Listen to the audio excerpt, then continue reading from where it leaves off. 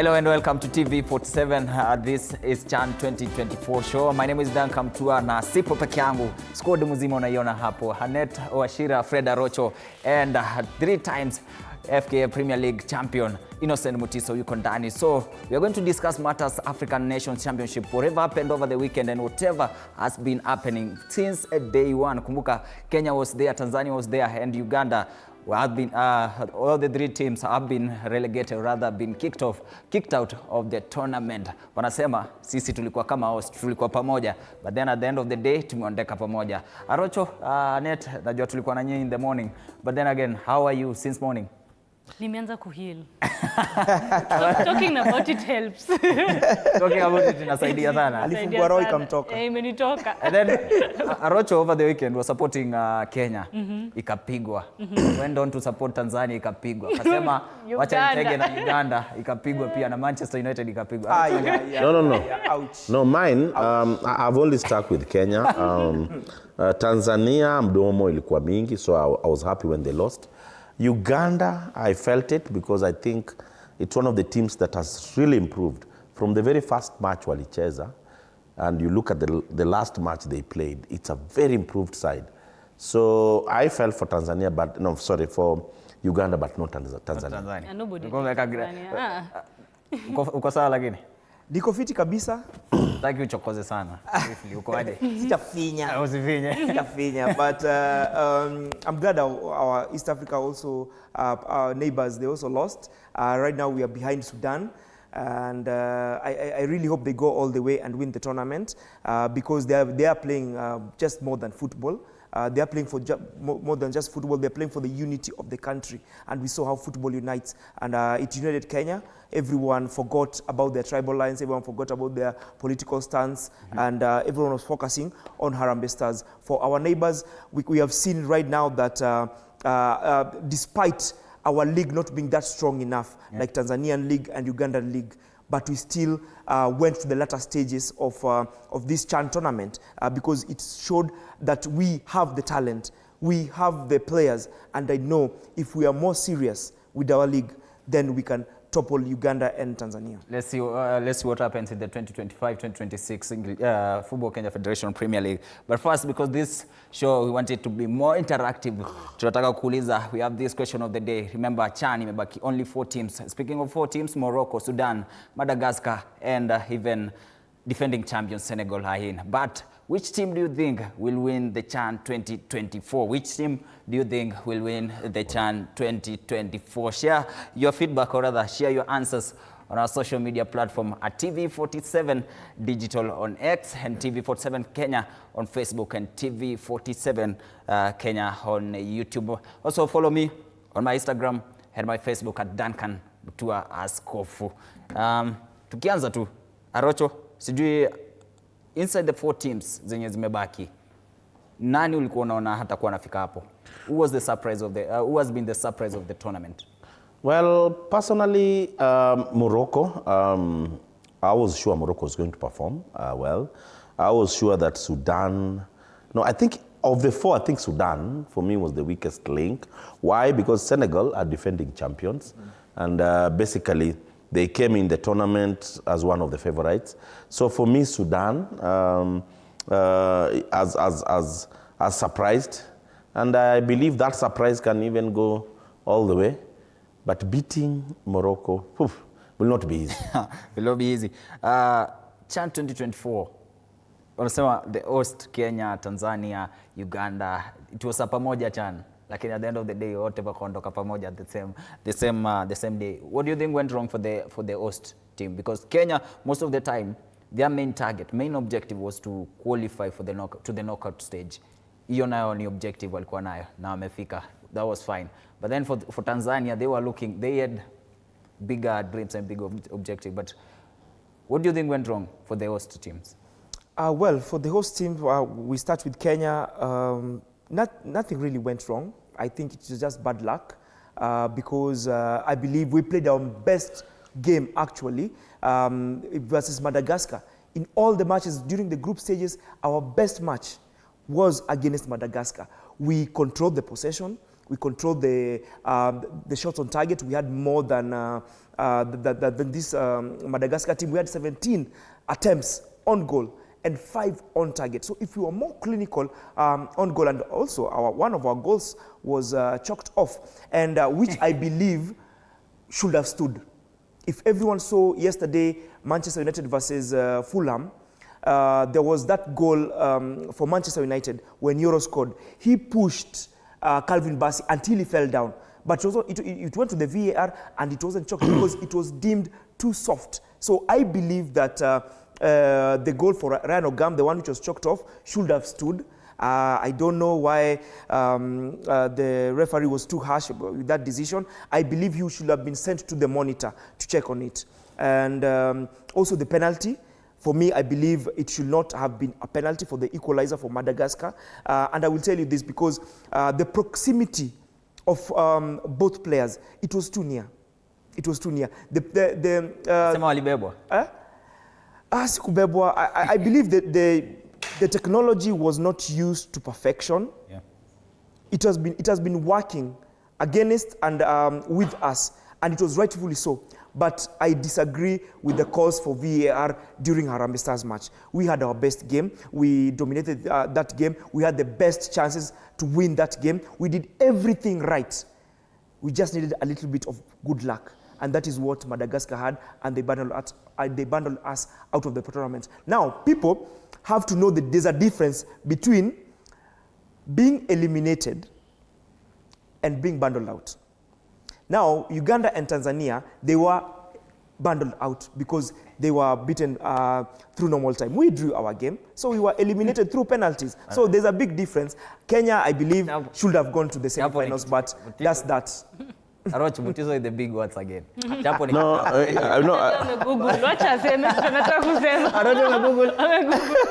you know, Mutiso is misleading us. And I had to Google. The word bundle, out. Soma. Tie or roll up together as though into a parcel. So I'm wondering... Is that the only explanation? No, but I'm looking at the dictionary. Oh, here it is, bundled out. To force or quickly move someone out of place. You see, all of us were kicked out. Eventually... No, out of place. And can you repeat it again, please? But, no. He needs to repeat it again. No, let me read the entire statement. Read that. To force or quickly move someone out of place, often in a rough and unceremonious way, or to hastily leave a place in a group. Nothing ceremonious by being kicked out. During normal time, they were beaten by normal time. We all lost. We drew our game and we were eliminated through penalties. There's a huge difference. Washira, speaking of Bini Makadhi squad, yes. Many people at some point walikuwa na expect a change ifanyike. Maybe bring one of the brilliant players, the likes of Austin Odhiambo, but walingoja hadi dakika ya mwisho. It didn't happen. Aliongea, but first, tactically, did he get it wrong? Wa, nimeniuliza tu ile swali uliuliza asubuhi. So, the more I've talked about it, the more I've realized that there's a possibility that Benny McCarthy didn't have another option. Because why didn't Austin play? Why has Austin played for 2 games? I can't answer that. I cannot say it was a tactical issue. I cannot say it was a technical issue. I don't have an answer unless we ask Benny himself. Because if you look at it, if you wanted to unlock that game, the only way we would have unlocked, especially because we had already subbed out Ryan, we had already subbed out Mushiri, the only person who would have, and we were missing a Rambo, who would have also come in and unlocked that game, it would have been Austin. But you see, I don't know. Wacha tumuulize because but other than that, as I said in the morning, I feel like there's a tactical gamble. Usually when Benny chooses his lineup, Mushiri and Ogam don't play at the same time. So, because Ogam is very effective on goal, Mushiri is very effective in bringing the goals. So for you to remove Mushiri, remove Ben Stanley, I don't know if he was going for a defensive, when it got to the 70th minute, was he going for a defensive play? Because also, why bring in Sakari, why bring in Siraj in the midfield? What was the play? maswali zenye niko nazo ni Benny tu anaweza. Aliongea after the game. Okay. And I tried to explain why this and this, why 5 defenders took the first penalties. Anyway, if you can listen to Benny McCarthy explain his tactical na why the 5 defenders took the penalty. Tumsikia.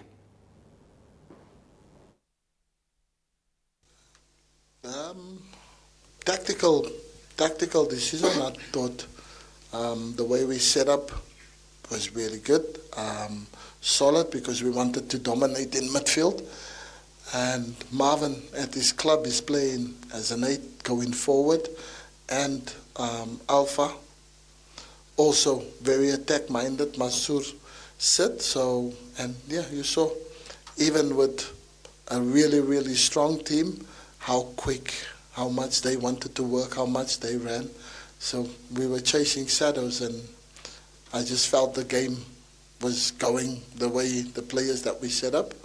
That was the right setup, and nothing about it. And also, I don't force people to take penalties. We know yesterday in trainings we do penalty shootouts. So when you get to this stage and players develop a certain Caesar for taking penalties in front of the environment, then I'm not that kind of coach that force people to go. I take the ones who's confident enough to take. That's Coach Benny McCarthy trying to explain why the 5 defenders took the penalty, why Ousted Odhiambo didn't play. Lakini tukiachana na story na Harambee Stars, now what happened with Kenya after being beaten by Madagascar? I've been saying things. Maybe we underestimated Madagascar because if you could have listened to the coach before, alisema Tanzania wanted Morocco, now they can now go and have a test of Morocco. But then they didn't focus much on the Madagascar when they had Kenya will be facing Madagascar in the quarterfinals. Speaking of Madagascar, another team that has been the surprise of the tournament is Sudan. Kufika quarterfinals na now in the semi-finals, and they will be facing Madagascar. Yes. In the semis. Coach aliongea, like before coach aongea, no one expected Sudan to be there. Maybe someone would have expected Algeria, the likes of Nigeria, the likes of South Africa to be in the semi-finals, but then again they are not there. There's something that has been pushing this Sudan team. Talk about it. Well, this Sudan team, one thing that I'm touting for them to win this tournament is, again, I will reiterate that they're playing for more than football. They want to unite the country because their league has not been ongoing for the past 3 years. And their number 1 team, that is Al Hilal, has been playing their club football in Mauritania, where they won the league last season. And if I can echo the sentiments of one of their midfield maestros, is called Abdel Riouf, who has 2 goals in this tournament. He spoke so highly of their coach, Kwesi Appiah, who turns out to be the coach also of Al Hilal. He called him our godfather. So it means that they are also playing for their coach. And what has been happening there, when they raised my eyebrows when I saw them beating Nigeria 4-0. That's when I went to my phone and started researching about this Sudan team.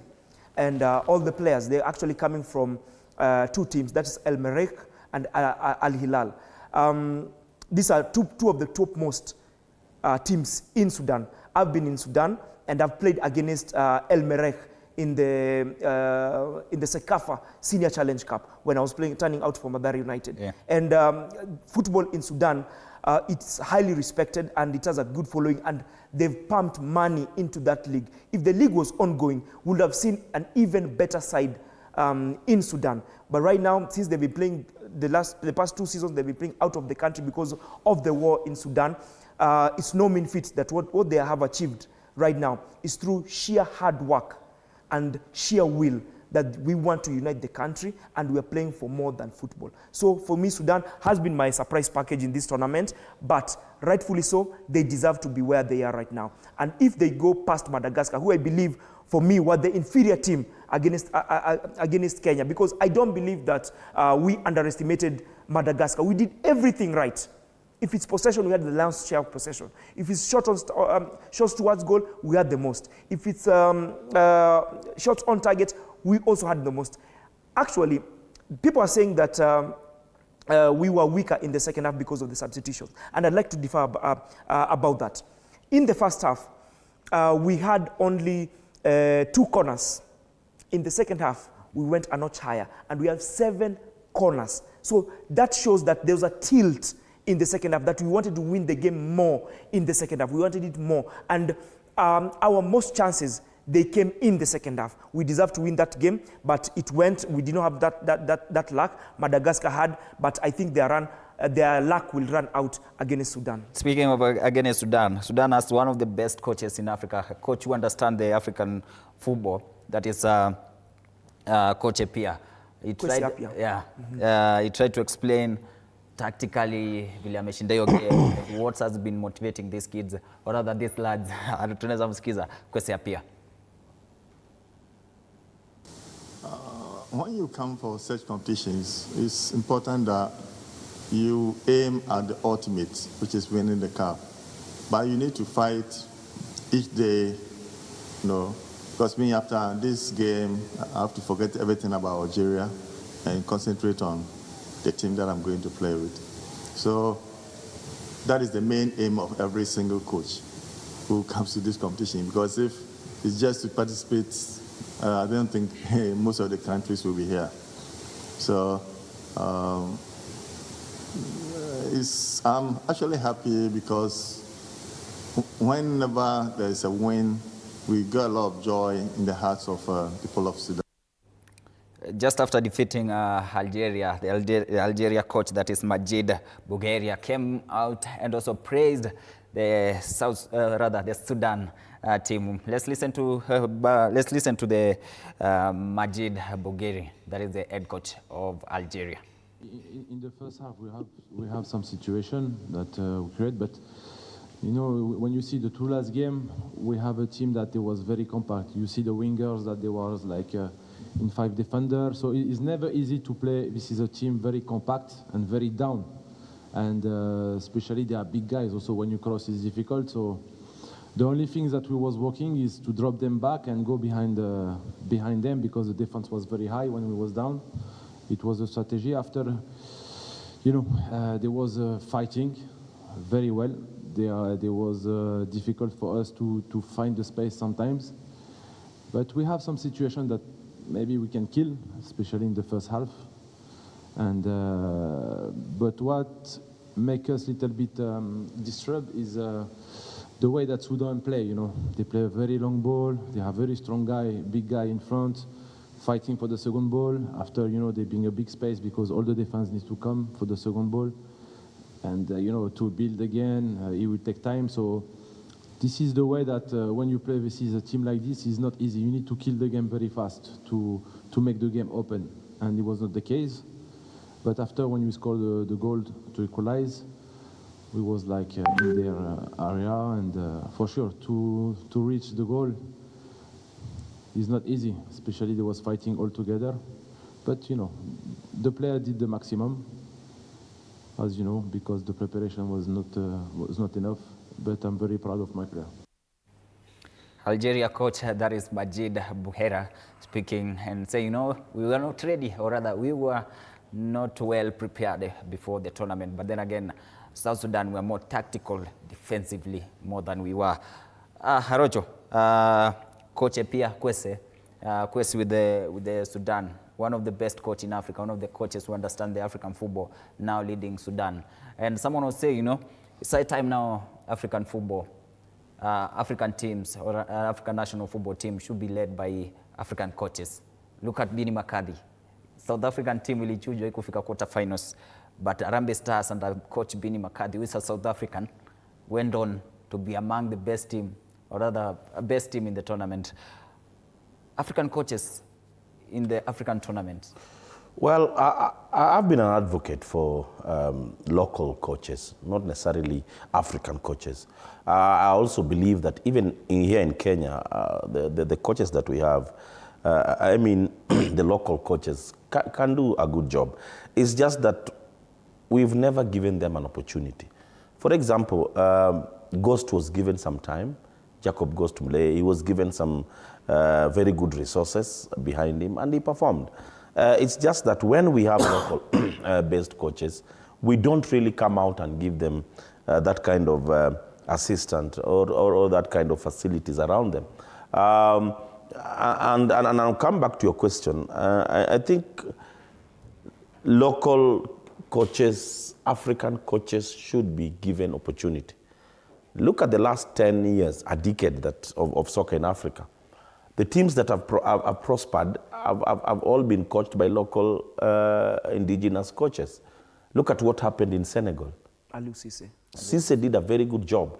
For almost 10 years, Cisse made sure that Senegal was on top in terms of football in Africa. Another example is here in Kenya. We had a coach in Firat. We wasted a lot of money in someone who was not really giving us the value for our money. We've only been with Benny, I think, for 3 to 4 months. And at least you're seeing something. And a team that was assembled within 4 weeks. Yes, we are seeing something. We are seeing something.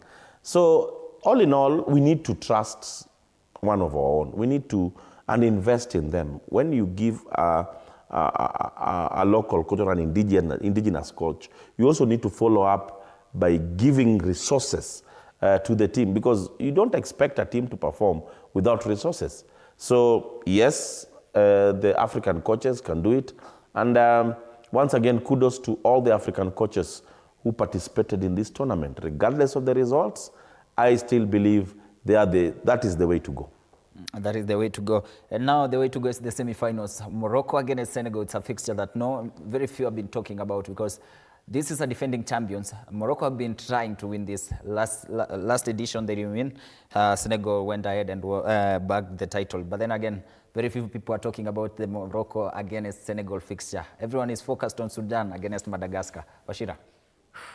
This one is a tough one. I think out of the two semi-finals, this is the one to watch in terms of prediction. I think for Sudan and Madagascar, especially after seeing Madagascar play us, I feel like Sudan might just edge them out. But when it comes to Morocco and Senegal, it's a tough one. I can argue on the basis that Morocco have won almost all their games, apart from the one where we beat them. Senegal have also really dominated, apart from the pre-tournament they played with Uganda, where Uganda edged them out. And the more I think about that game, the more I feel like the coach didn't start his first 11, because the chances of him meeting with Uganda were high. So I don't think the Senegal that played Uganda is the same Senegal. Arocho is the best to tell us who is the same Senegal that is playing in CHAN, especially the first 11. So I think for me, Morocco will beat Senegal. Morocco are sharper, they are quicker. Even in attack, they are very quick. My issue with them, as I have said over and over again, in front of goal, they are those teams that need 20 chances to score 6 goals or 4 goals. So if they're just a bit more technical in front of goal, then I think it will be an easy win for them. You'd be surprised that Uganda actually dominated that game against Senegal. Yes, when you look at the numbers, they had 58% possession. They had 16 shots as opposed to 7 for the Senegal side. They had 5 shots on target as opposed to 3 for Senegal. So they dominated this game. They wanted to win that game more. So going on paper, between these two teams, Morocco and Senegal, Morocco look, they are stronger on paper, and also on the field of play, they look stronger, because there's no team which has dominated Morocco in terms of possession, shots on goal, corners, everything else. When you include numbers, no team has been above Morocco. They are even the top scorers in this tournament with 9 goals. So going into this match, this is something that Senegal, where I think they will edge Morocco, is their physicality. I think that is where they might get the edge over Morocco. But when it comes to technical football, on paper, on the field of play, Morocco edges them out. Well, so one thing about Mutiso and numbers. No, it's true. Numbers never lie. Numbers never lie. And I like the fact that he's reiterating the issue of Morocco being the dominant team in this tournament.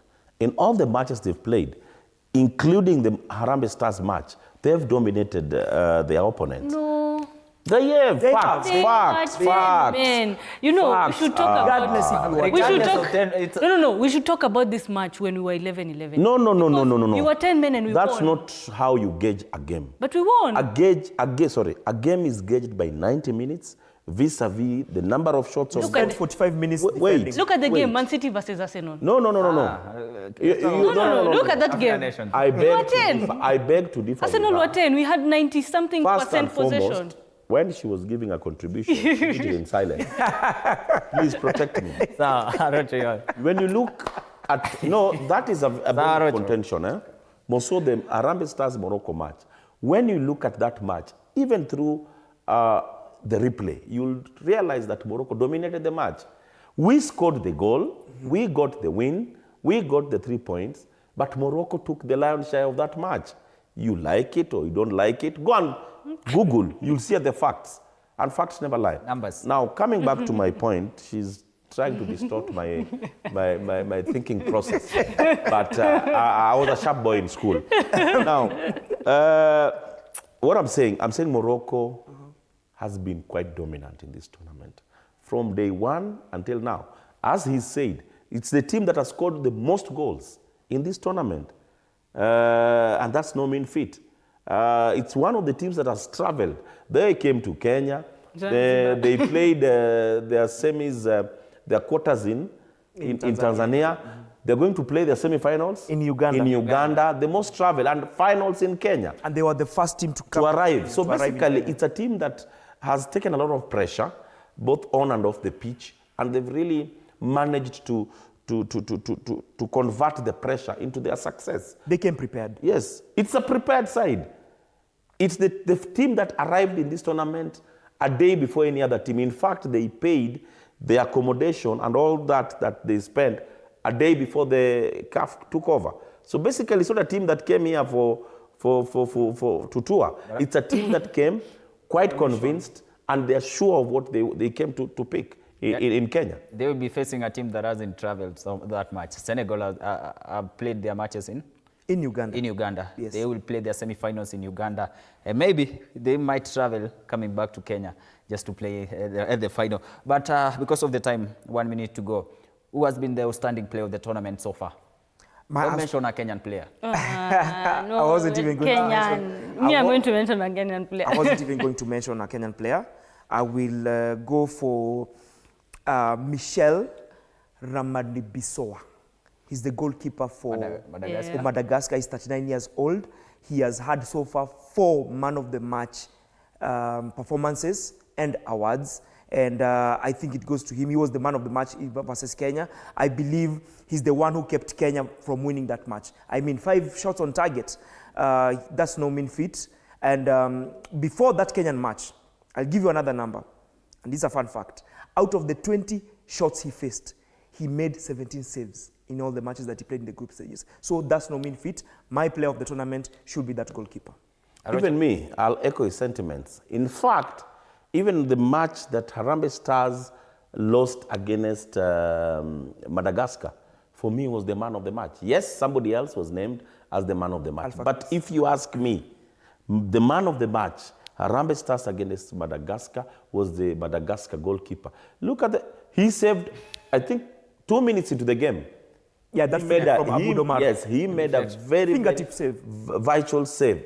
That's what kept Madagascar in the game. I think same. Although for me, the Harambee Stars game, it was alpha. Because if you look at how many shots we had on target compared to the contribution Alpha had in the game. And Alpha also, in all competition, I think he's gotten 2 man of the matches. Yeah, 2 man of the match. So for me, it's Alpha Onyango, Kenya, then Michelle for the whole tournament. The overall. Yeah. Tufunge, a quick one on your card. My card, I guess it will go to green card for our neighbors, Uganda and Tanzania. I give you a green card for displaying the spirit of the East African community, for following us after being eliminated from the competition. You followed us back home. My red card, of course, red goes card, to the player who celebrated when Harambee Stars was eliminated. That one was gross, if you ask me. Victor Haki should not only apologize, he should have 1 week of community service where he makes sure that young kids who are in school are well taken care of, pelekewe maziwa. 1 week of community service. And performances on the pitch for the 2025-2026 season. Thank you so much. Harambee Stars players, thank you for reminding us what it means to support you. And thank you for showing up and giving us your best. Regardless of the results, congratulations. Congratulations to Harambee Stars player. That's Annette Washira, Fred Arocho, and Innocent Mutiso. My name is Dan Kamtua, and thank you for watching TV47 CHAN 2024. See you tomorrow at the same time. That is from 1:30 p.m.